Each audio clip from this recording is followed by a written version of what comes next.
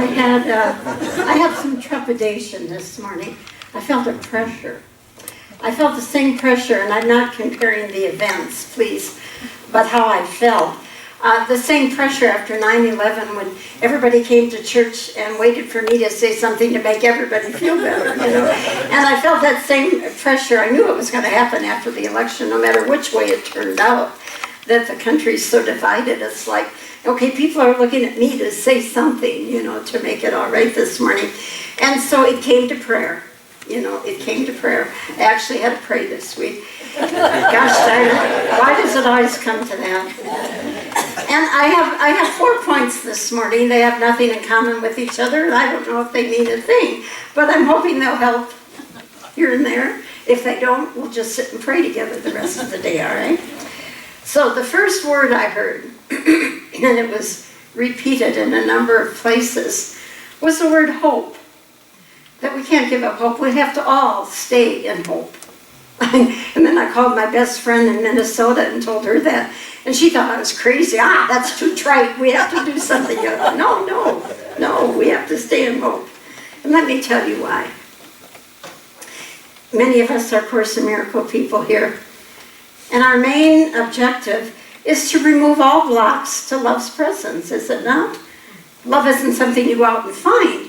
You simply have to remove all blocks to love's presence. And I don't know about you, but I always have this fantasy that as I would remove all blocks to love's presence, birds would sing, the sun would come out, flowers would bloom. Isn't that how we'd like it to look? When you remove the blocks to love's presence, the scabs come off. We see what's there, what's been hidden. And it's not always pretty. Old wounds come up. And as light increases and shines on our issues of separation, everything is revealed. And it doesn't look pretty. You know, for years, haven't you heard different people say, oh, what are they complaining about race for? They got rights now. Well, we're seeing it's still an issue in America. You know, women in the workplace, what are they complaining about? They can vote.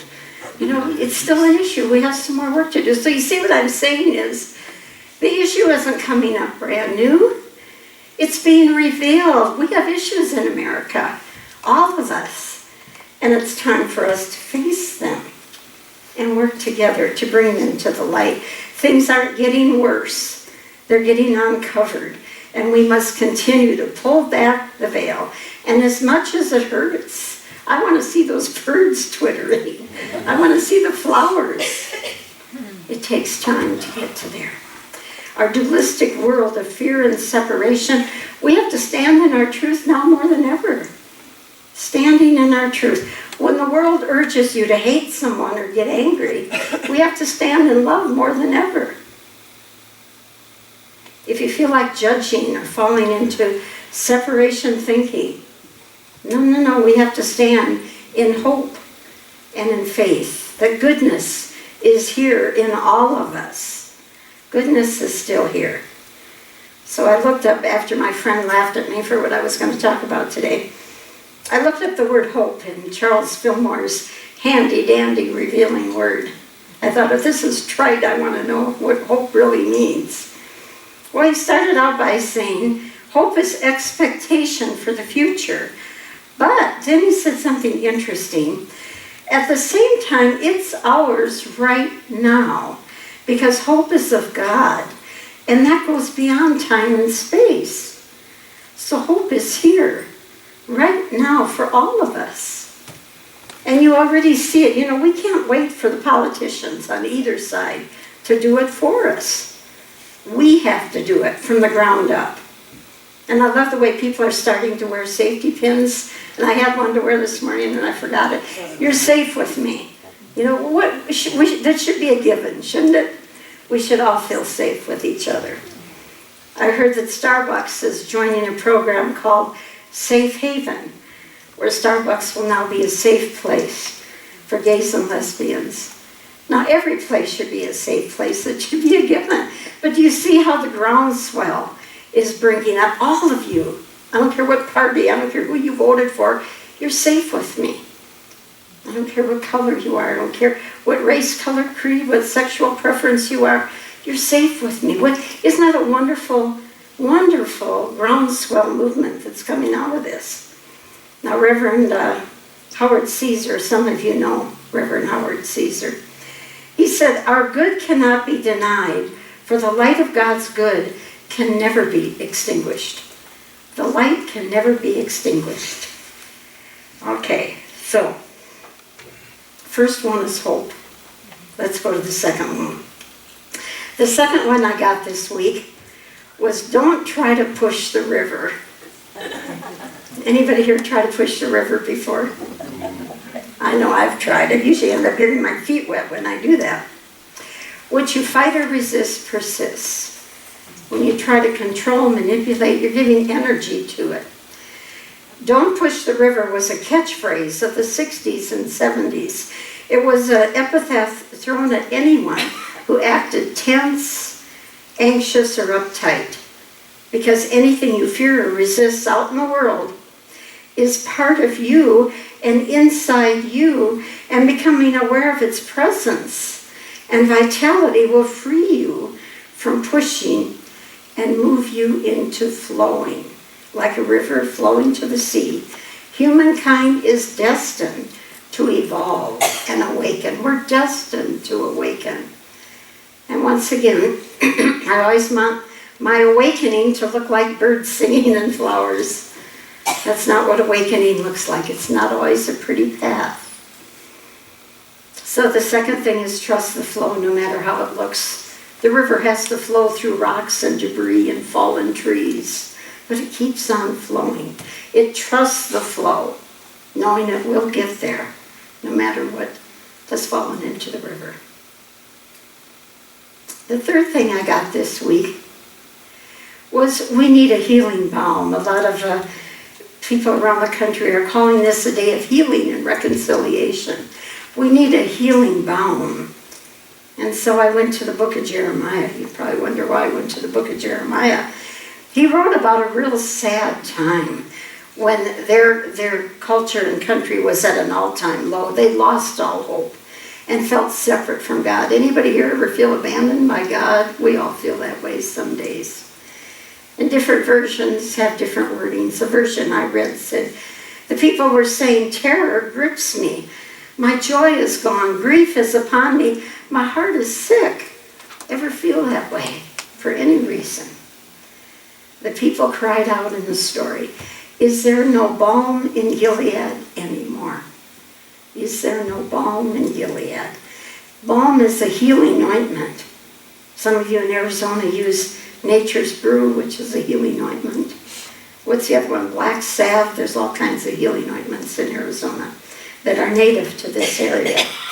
Gilead was known for its spices and healing ointments. Now, traditional religion has interpreted that Jesus is our healing ointment. That's how they interpret that. But metaphysically, we say, wait a minute, Jesus would never have said, yo, I'm your man. Jesus would not have said that. He would have said it's the divinity within you, the Christ within you. He said, these things that I do, you shall do also and more. Know the truth, and the truth will set you free. Not anything else, but truth will set you free. So metaphysically, the balm of Gilead is a healing state of mind. And that state of mind can only be above it all in love and light and peace and harmony. In the story, Gilead was in the high place in the mountains where many people went to for safe refuge. And we too have to go to that high state in mind, high state of consciousness, where we practice the presence, wherever we are, wherever we go. There is a balm in Gilead to make the wounded whole. There's power enough in heaven to cure a heart-sick soul. And that's that higher consciousness of love and light. Now the fourth and last thing I got this week, none of these have anything to do with the other. They all came from a different place. The fourth thing I got was we have to start telling the right stories. Stories are powerful triggers. They're planting seeds that awaken something in us. And something I read this week said, we no longer need our old victim stories to heal old wounds. We have to let go of those stories. The more we repeat them, the more we strengthen them, the more we stay stuck in them. We need the old archetypes, the old stories, like King Arthur and the Holy Grail. Remember that story? If I talk about King Arthur, everybody gets excited all of a sudden. It stirs us. It's that battle over good and evil. And people have argued historically, did King Arthur really live, or is it just a myth? And people have argued, oh, this king was probably King Arthur, and other people have said no. Well, something else I heard this week said, really interesting, the story of King Arthur is a holographic story placed in our consciousness, and as soon as we align with it, it becomes true for us. Wow, interesting. It awakens the magic of our divinity. For King Arthur was all about the search for the Holy Grail. And what's the Holy Grail but the Christ within? It's not out there. It's not in a cup. The search for the Holy Grail is the search for our love, our light, our true identity as divine beings. And I think the modern day story of that is Harry Potter. Any Harry Potter fans here? I hope I'm not the only one. I've read every one, seen every movie. They awaken the magic that's in us. And so many people have aligned with it. I've shared it before. I was on that airplane, and when one of the Harry Potter books came out, it had a blue cover. And I look around the airplane, and all these adults on the plane. There weren't any kids on the plane. All the adults were reading Harry Potter. Why? It awoke the magic in us. And it was given to J.K. Rowling all at once. It wasn't like, oh, I got to write this book. It just came to her from somewhere, planted in our consciousness. Hope and courage in darkness. It was all about having hope and courage. And that it required noble action. We need noble action now. Action from love, not fear. Action from a place of oneness, not separation. Us light workers, I hope you think of yourself as a light worker. We have to unite and build communities. Communities where people feel safe and accepted. Be the love that we are. The last few days when I've got out walking, I've tried to continuously look for the light. Look for the light. Look for what's good here today. Look for what unites us. Even the woman who channels Abraham said, stand in your own light. Receive the power from it. Trust it. Act from the light. Allow it to do the work. We can't wait for some man or woman out there to do it for us. We have to embrace our own shadow. What shadows do we still have that we haven't uncovered in us? I know I'm not the only one in this room that hasn't healed every bit of shadow inside of you. Am I the only one that hasn't healed every shadow inside of me? We got some work to do. We can't wait for anybody out there to be the hero to do it for us. We're the ones who have to, with bold and noble action. I like that, noble action. There is a balm in Gilead to make the wounded whole, and there's power enough in heaven to cure a heart-sick soul. And it's from that higher vibrational state of love and oneness. And when we fall into despair for whatever reason, I think what realtors say, I bet Mary and Ed say this all the time, location, location, location. Where's your state of mind? Get out of there, get up, bring it up, bring it up. Move to a different state of mind. Location, location, location. God doesn't abandon us. We abandon God, but God never abandons us. And all we have to do is choose love over fear. There is a balm in Gilead to make the wounded whole. There's power enough in heaven to cure a heart-sick soul. So let's take that into prayer. First of all, feeling the joy of coming together this morning, all of us. For we truly do together believe in our oneness. We believe in our divinity.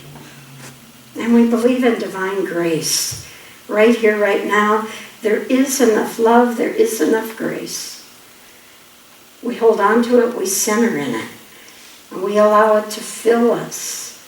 And then we extend it out to every man, woman, and child that we meet.